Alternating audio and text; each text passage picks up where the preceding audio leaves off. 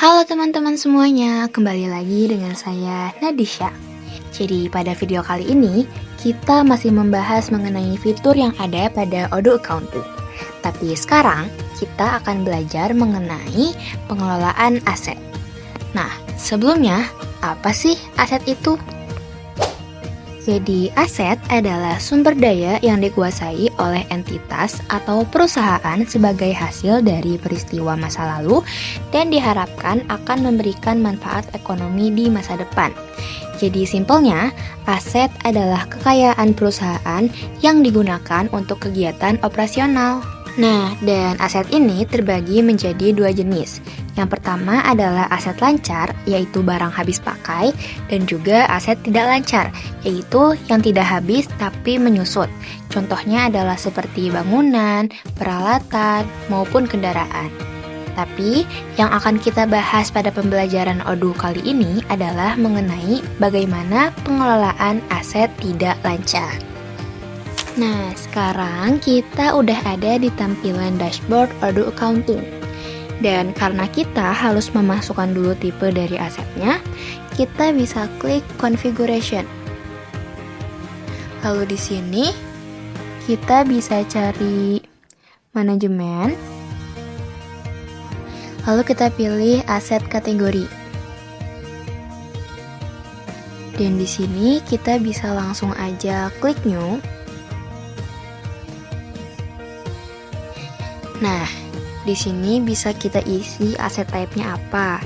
Contohnya bangunan, dan di sini untuk jurnal, aset account bisa disesuaikan ya.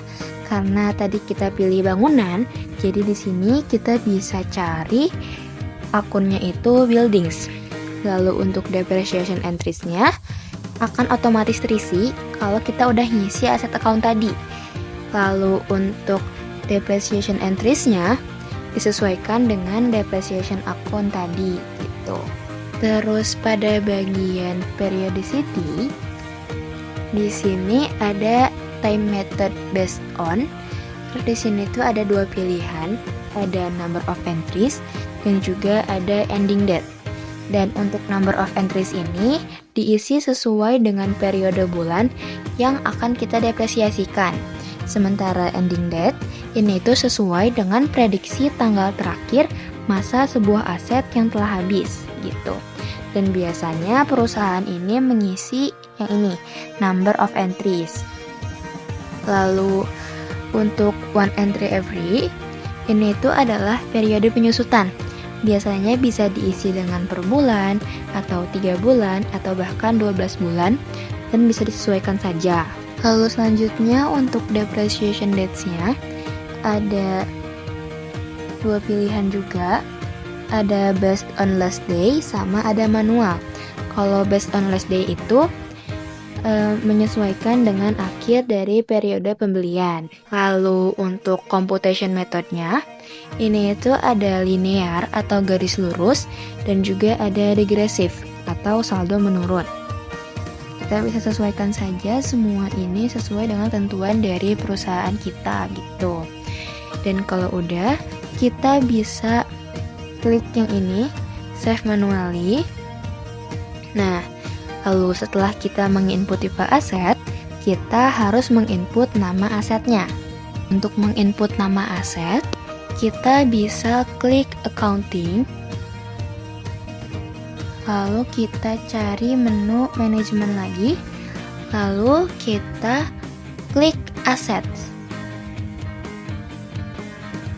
Nah, di sini kita bisa langsung klik new.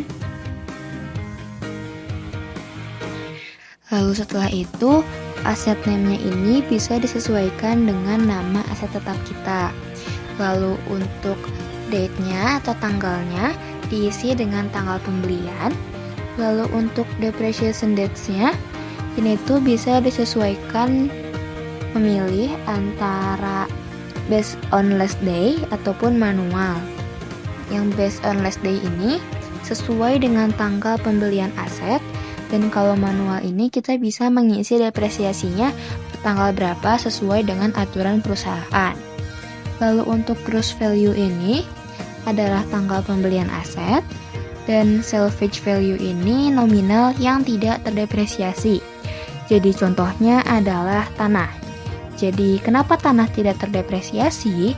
Karena setiap tahunnya itu tanah itu akan meningkat harganya. Jadi kita bisa mengisinya di salvage value di sini.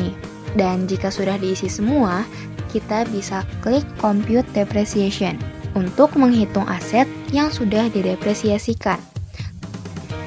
Lalu nanti untuk melihatnya itu kita bisa klik accounting lalu pilih journal entries dan nanti akan muncul di sini data-datanya itu.